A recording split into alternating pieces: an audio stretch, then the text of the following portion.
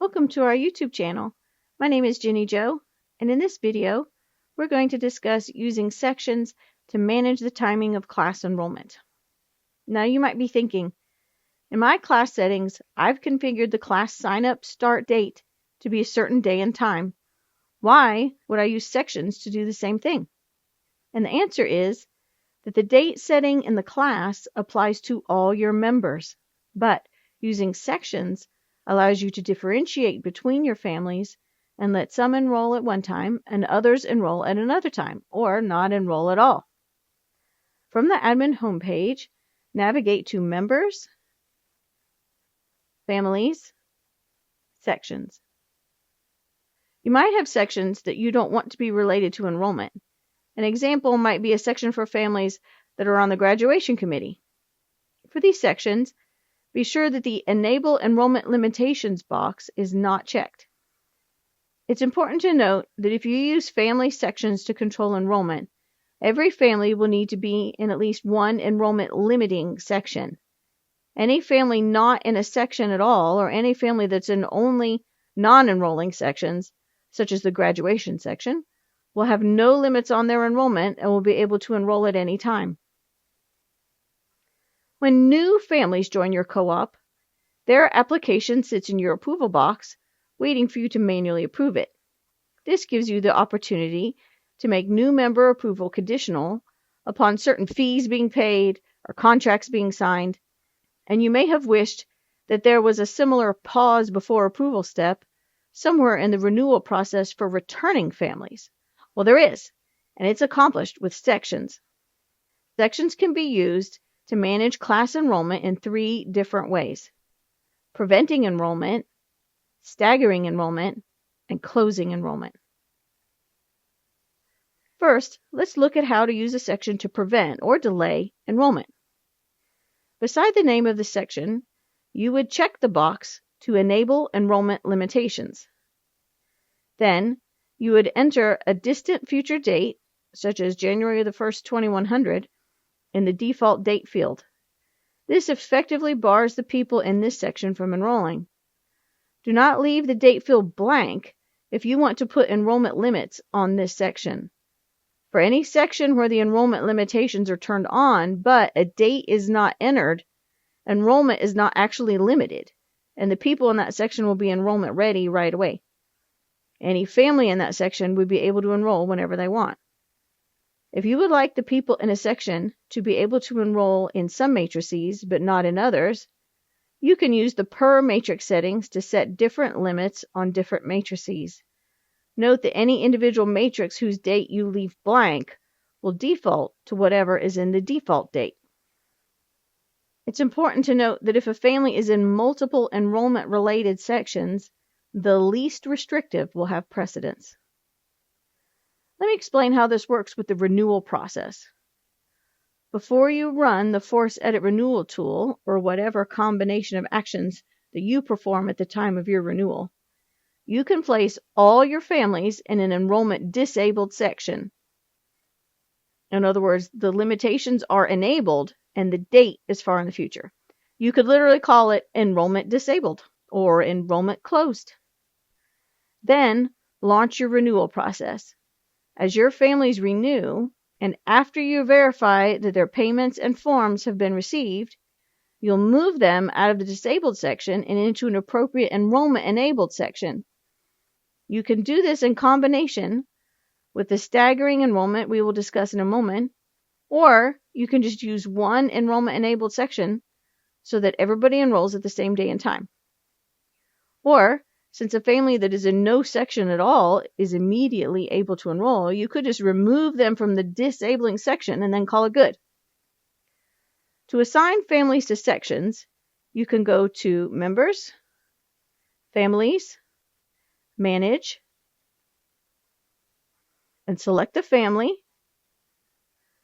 Scroll down and check the boxes for the appropriate sections. Or you can go to Members, Families, Edit Info, and assign many families at once without having to click in and out of their profiles. So for example, I can change these around, and then be sure to select Save Changes when you're done making changes on the Edit Info page. The second way sections can be used to manage class enrollment is to stagger enrollment. So for example, let's say a group wants to stagger enrollment in 3 stages.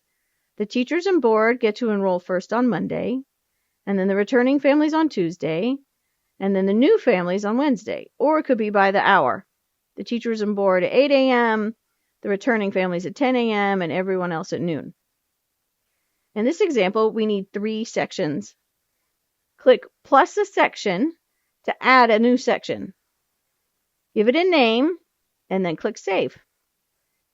I already have all the ones I need, so I'm going to back out of here. For each of these 3 sections, we need to make sure that the enrollment limitations are enabled. We want to enter the date and time. So for the first one, enrollment's going to begin on January the 10th, 2026 at 8 a.m. The second group will be January the 11th, 2026, and the third group is January the 12th, 2026. If you need to give a section different dates and times for different matrices, use the per matrix settings to set the limits individually. And you do that by selecting in this little box here in the per matrix column. And then you can see all of the matrices that you have. And you can set the enrollment date and time, open day, differently for each matrix for that group of people. I'm hiding these sections because I don't want people to be able to see them. It's worth noting that some groups want the sections visible because they give them a name that reflects the enrollment date, and seeing that can be helpful to people. Again, you can use Members, Families Manage, or Edit Info to assign families to sections. You want to make sure that every family is in one of these 3 enrollment controlling sections. If a family is not in a section at all, their enrollment is not limited, and they can enroll at any time. Now, enrollment has been staggered for these 3 sections. For this example, we're going to make new families be the default, so that when new families are approved, they're automatically put in that section. Remember, new families don't need to go into the enrollment disabled section because you've already confirmed their payments or paperwork in the approval process. Putting them in the new families section by default avoids the problem I mentioned earlier of families not being in a section at all. If a new family is teaching or serving on the board, you can always move them to the appropriate section manually. The third way sections can be used to manage class enrollment is to close enrollment. When the time has come for a section's active enrollment to end, you cannot set this up ahead of time. Simply open this family sections page and enter the distant future date in the default date field, or in the individual matrix date fields via the per matrix settings if you need to close only certain matrices. This is a convenient way to close class enrollment without the word closed being stamped over every class in the matrix. That's what happens if you close it via the class settings.